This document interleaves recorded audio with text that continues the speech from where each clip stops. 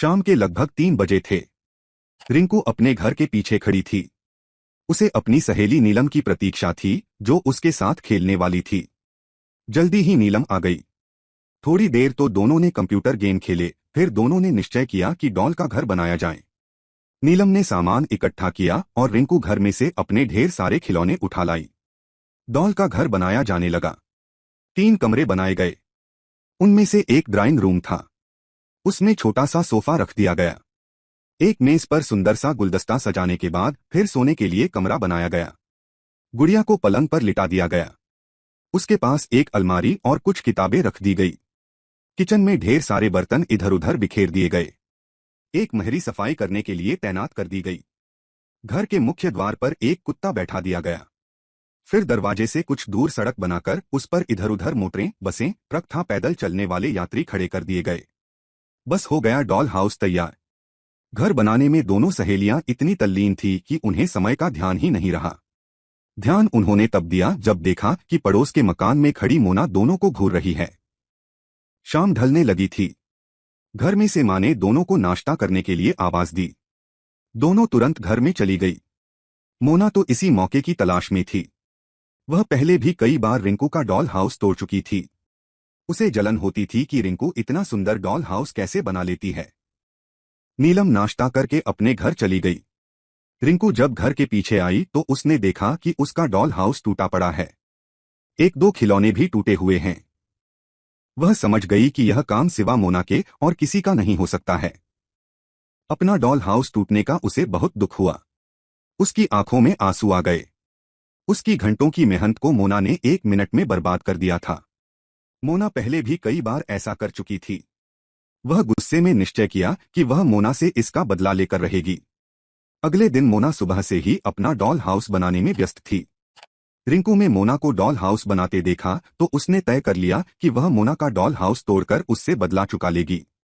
मोना कई घंटों तक अपना डॉल हाउस बनाने में व्यस्त रही। उसके पास उतने अच्छे खिलौने नहीं थे जितने रिंकू के पास थे, इसलिए उसका डॉल हाउस रिंकू के डॉल हाउस के मुकाबले में कम सुंदर था। वैसे मोना ने बड़े चाव और लगन से वह घर बनाया था। घर बना चुकने के बाद वह अपने घर चली गई।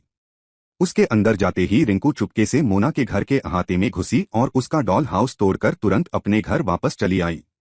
रिंकू समझ रही थी कि ऐसा करने से उसका कलेजा ठंडा हो जाएगा, लेकिन भला चोरी से किसी की मेहनत बेकार कर देने के बाद किसी को प्रसन्नता हो सकती है। रिंकू की उलझन इतनी बढ़ गई कि दोपहर को उससे खाना तक नहीं खाया गया। वह मेज पर मम्मी और पापा के साथ खाने बैठी तो एक भी कौर गला से उतारना उसके लिए मुश्किल होने लगा। मम्मी ने पूछा, क्या बात है रिंकू? पर वह चुप रही। मम्मी ने सोचा शायद धूप में देर तक खेलते रहने के कारण रिंकू सुस्त है। वह रिंकू को उसके कमरे में आराम करने के लिए लिटा गई। पर रिंकू तो मोना और उसकी डॉल हाउस के बारे में सोच रही थी। मोना का डॉल हाउस तोड़कर उसे बहुत ग्लानि थी। वह सोच रही थी, क्या हुआ अगर मोना से मेरी नहीं पटती, और फिर बुरे के साथ बुरा करने से लाभ। इसी सोच विचार में रिंकू काफी देर तक करवटें बदलती रही। उधर मम्मी और पापा खाना खाने के बाद अपने कमरे में सो चुके थे। घर में सन्नाटा था। रिंकू धीरे से अपने कमरे से निकलकर मोना के घर के अहाते में गई। अभी भी मोना के घर का पिछला दरवाजा बंद था। मोना का उजड़ा डॉल हाउस मानो रिंकू को घूर रहा था। रिंकू को लगा जैसे डॉल हाउस अभी उठकर कहने वाली है कि मेरा घर तोड़कर तुम्हें क्या मिला। रिंकू ने तुरंत ही डॉल को उठा लिया और उसकी धूल झाड़कर बहुत देर तक उसे प्यार करती रही। मोना कभी सोच भी नहीं सकती थी कि रिंकू उसका डॉल हाउस उजाड़ सकती है। यह एहसास रिंकू को बहुत शर्मिंदा कर रहा था। रिंकू समझ नहीं पा रही थी कि अपने किए का प्रायश्चित कैसे करे। बहुत सोच विचार के बाद रिंकू के दिमाग में एक तरकीब आई। उसने निश्चय किया कि मोना का डॉल हाउस वह अपने खिलौनों से बनाएगी। वह तुरंत अपने घर के पीछे आई और खिलौने लेकर मोना के घर के अहाते में पहुंच गई। पहले उसने बड़ा सा अहाता बनाया, ड्राइंग रूम बनाया, सोने कमरा बनाया और फिर किचन। सब कुछ वैसा ही जैसा पिछले दिन उसने और नीलम ने बनाया था। एक कुत्ता भी घर की रखवाली पर तैनात कर दिया गया। रिंकू अपने काम में इतनी व्यस्त थी कि उसे समय का अंदाजा नहीं रहा। यहां तक कि उसे मोना के वहां आने की आहट तक नहीं मिली।